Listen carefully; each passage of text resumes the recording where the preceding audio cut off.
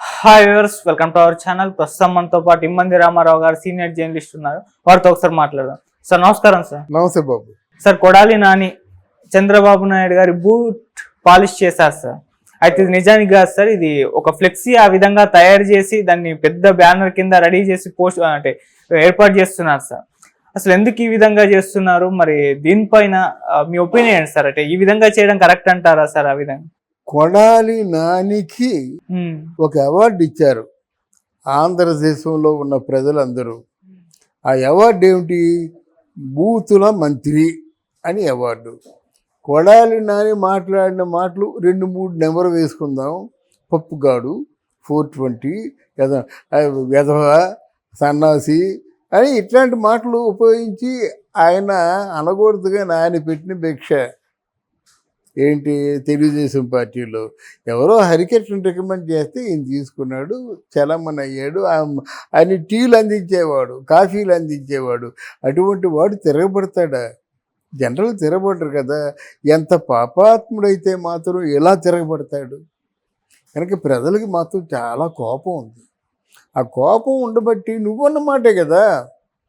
ఏంటి, నా మీద వెనిగండ్ల రాముని దింపుతాడా? నన్ను టచ్ చేసే మగాడు ఈ 4 జిల్లాలో ఉన్నాడా అని ఆయనే చెప్పాడు. ఒకవేళ నన్ను ఎవడైనా ఓడించినట్టయితే, చంద్రబాబు కుప్పంలో గెలిచినట్టయితే, నేను ఈ రాజకీయ సన్యాసం చేసి చంద్రబాబు ఇంట్లో వెట్టి చాకిరీ చేస్తూ ఆయన బూట్లు తుడుస్తుంటానని చెప్పాడు. అది ఆంధ్ర ప్రజలందరికీ వినిపించింది. అందరూ ఏంటంటే, ఇట్లాంటి వాడు చూసావు, ఒక నరకాసురుడు వీళ్ళు పోతే ఎలాగైతే ఆనందిస్తారో అలాగా రోజాలా బాంబులు కాల్చలేదు కానీ లోపలే సంతోషించారు. అటు పోయేటని. మరి రోజాకి ప్రజలకి ఏమిటి తేడా? వాళ్ళకి సంస్కారం ఉంది. రోజా సంస్కారం లేనటువంటి ఒక సన్నాసి.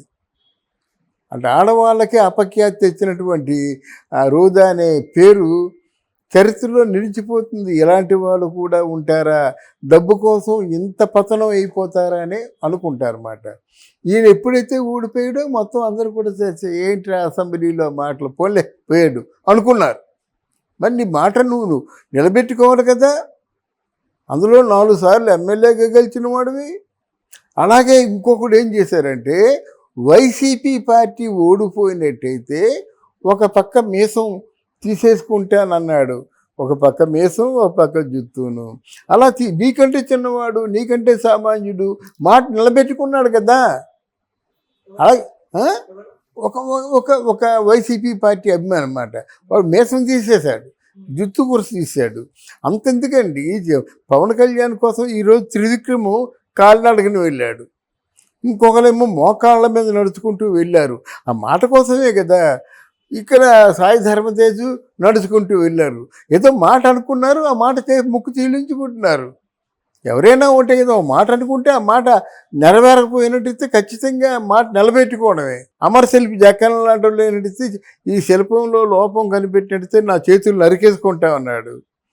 కొడుకు వచ్చి అందులో లోపం చూపించాడు, వెంటనే 2 చేతులు నరికేసుకున్నాడు కదా. ఇవన్నీ మనకి ఉన్నవే, చరిత్రలో ఉన్నవే. వాళ్ళు మహానుభావులు, వీళ్ళేమో దరిద్రగొడ్డు పీలుగులు మాట వీళ్ళు. అంతేగాని ఏముంది, అలా ఇష్టం వచ్చిన ఫ్లెక్సీలు పెడతారండి.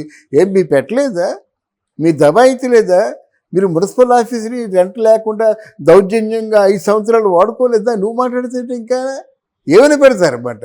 నువ్వు చేయరాని నేరం లేదు. క్యాజువల్ ఆడించావు, కోడిపందాలు ఆడించావు, మొత్తం నీ బండ్ల సాగు నుంచే గంజాయి సరఫరా చేసావు. ఒక తప్పు చేసావా నువ్వు?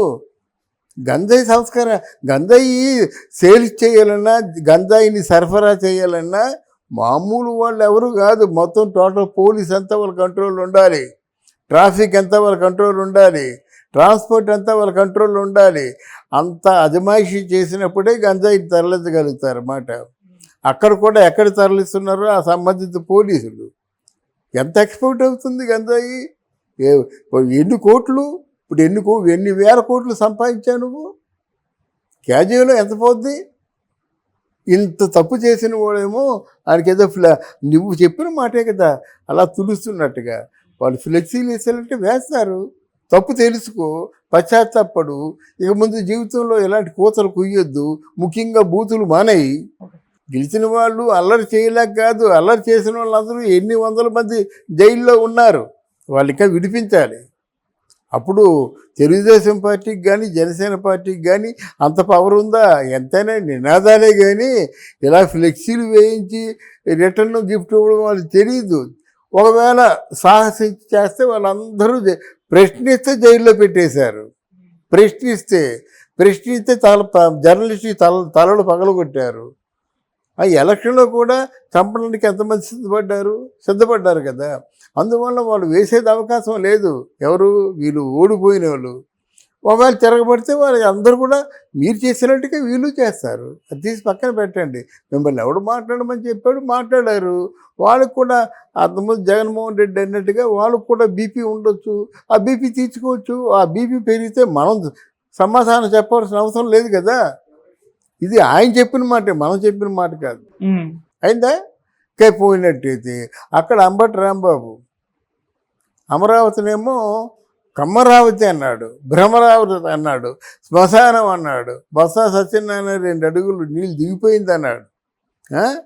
ఆ రోజా మహాతల్లేమో కుప్పంలో చంద్రబాబు నాయుడు కానీ గెలిచినట్టయితే ఏదేదో అంది. అర్థమైందా? అలాగే చంద్రబాబు నాయుడు జగన్మోహన్ రెడ్డి తాలూకు ఎడమకాలి చిటికెన వేలు మీద ఉన్న వెంట్రుకు సాటి కాదని చెప్పారు. ఆవిడ మూసేయొద్దండి. ప్రోటోకాల్ ప్రకారంగా అంత అవమానం చేస్తే మూసేయవద్దా? ఇంకా ఆలోచిస్తారా? ఇందులో ఎవరు తక్కువ తిన్నారు? అనిల్ కుమార్ యాదవ్ నేను రాజకీయాలు వదిలేస్తా అని చెప్పాడు. మొన్న ఏమన్నాడు? నేను సవాల్ చేశాను, వాళ్ళు సవాలు స్వీకరించలేదు కదా అంటాడనమాట. ఇలాంటి డబుల్ టంగర్స్ గురించి మనం చెప్పుకోవడం ఎంత అసహ్యంగా ఉంటుందండి. అమరావతిని పూర్తిగా అమరావతి, భ్రమరావతి, శ్మశానం ఎన్ని మాట్లాడినారండి. అమరావతినేమో గ్రాఫిక్స్ అన్నారు, దానికి సమాధానం చెప్పొద్దు. ఇప్పుడు చూడండి అమరావతిని. అందువల్ల వీళ్ళు అన్న మాటలు ఖచ్చితంగా దేనికైనా తప్పకుండా. ఇప్పుడు ఇవాళ చూశాను మన హోమ్ మినిస్టర్ నగరవాసుడికి ఏమో కొన్ని హెచ్చరికలు చేశాడు. ఒకవేళ అలా కాకపోయినట్టయితే వేసేస్తాడు అంతే. ముందుగా హెచ్చరిక చేయడం ఏమండి, ఏదైనా సరే యథా రాజా తథా ప్రజ అండి. రాజా ఏం కోరుకుంటాడో ప్రజలు అలాగే ఉంటారన్నమాట. ఒక గట్టిగా నిబంధన పెట్టండి, 10 గంటలు దాటితే రోడ్డు మీద రాకూడదని ఎవరు వస్తారు? అలాగే ఇప్పుడు మామూలుగా బ్రాండెడ్ లిక్కర్ తప్ప మిగతా డూప్లికేట్ లిక్కర్స్ అతి చీప్గా అమ్ముతారు. ఎందుకంటే పెద్ద కంపెనీ కదా వీళ్ళది, వైఎస్ఆర్సీపీది. ఇప్పుడు వీళ్ళు 300 రూపాయలు అంటే వాళ్ళు అలా కాకుండా 100 రూపాయలకి అమ్మే పరిస్థితుంది. దాన్ని నిరోధించాలి. అది బ్లాక్లో అమ్మకుండా, మద్యం షాపుల్లో అమ్మకుండా, అంటే తక్కువలో వస్తాయని పిచ్చోళ్ళు కొనేసుకుంటారు అన్నమాట. అలాగే నివారించవలసినవి చాలా ఉన్నాయండి. అంటే అన్నింటినీ మర్చిపోయి కళ్ళు మూసిపోయి కళ్ళు నెత్తికెక్కి ఏదైనా వాగినట్టయితే దానికి సమాధానం తప్పకుండా జన సైనికులు చెప్తారు, తెలుగుదేశం పార్టీ చెప్తుంది. నువ్వు మాట జారిపోయిన తర్వాత ఆ మాట నిలబెట్టుకోవాలంతే. Okay sir. చంద్రబాబు నాయుడు జైల్లో అష్టకష్టాలు పడుతూ చావు బ్రతుకుల మధ్య ఉన్నప్పుడు నువ్వు సంబరాలు చేసుకోలేదు, మతాభావాలు వెలిగించుకోలేదు. నిన్నేం చేయాలని ప్రజల్ని ప్రశ్నించండి, వాళ్ళే చెప్తారు సమాధానం. ఒక 44 సంవత్సరాల రాజకీయ నాయకుడు, 74-75 సంవత్సరాల వయసు ఉన్నవాడు చావు బతుకుల మధ్య ఉంటే నువ్వు సంబరాలు చేసుకుంటావా? దీనికి ప్రజలే సమాధానం చెప్తారండి.